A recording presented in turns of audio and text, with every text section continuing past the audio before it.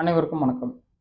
பொதுவாக இன்னைக்கு பல பேருக்கு ஃப்ளாட் ஃபுட்டும் வந்து இருக்கு, உடல் பருமனும் இருக்கு. பல பேருக்கு உடல் பருமன் இருந்ததுனால ஃப்ளாட் ஃபுட்டு வந்திருக்கும். அவர்களுடைய அப்நார்மல் பாடி வந்து போஸ்டர் வந்து இதனாலேயே வந்து வரக்கூடிய பாதிப்புகள் இருக்கிறதுனால இரண்டுக்கும் உண்டான தொடர்பு வந்து பார்த்தீங்கன்னா ஒன்றுக்கு ஒன்று அதிகமாகவே இருக்கும்.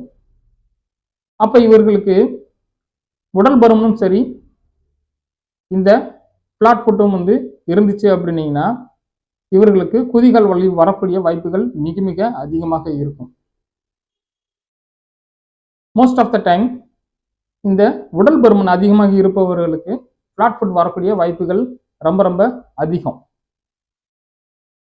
அது மட்டும் அல்லாது ஃப்ளாட் ஃபுட் வந்து இருக்கிறவங்களுக்கு நடை வந்து ரொம்ப அதிகமாக இல்லாத காரணத்தினால உடல் பருமன் வந்து வரக்கூடிய வாய்ப்புகள் வந்து இருக்கும். இதுதான் இது ரெண்டுக்கும் உள்ள தொடர்பு. ஏன்னா ஃப்ளாட் வந்து இருந்தால் இவர்களில் ரொம்ப தூரம் நடக்க முடியாது.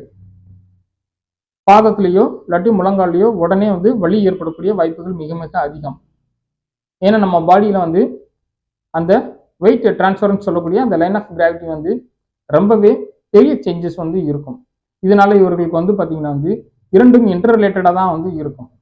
ஸோ நம்ம வந்து இவர்களுக்கு எது பிரைமரி காசஸ் அப்படின்றத கண்டுபிடிச்சி அதை சரி பண்ணா தான் அடுத்த பிரச்சனையை நம்மளால சரி பண்ண முடியும். அதன் மூலமாக வரக்கூடிய மற்ற மூட்டு பகுதியில் ஏற்படக்கூடிய பாதிப்புகள் மற்றும் குதிகால் வலி போன்ற பிரச்சனைகளை நம்மளால வந்து சரி செய்ய முடியும்.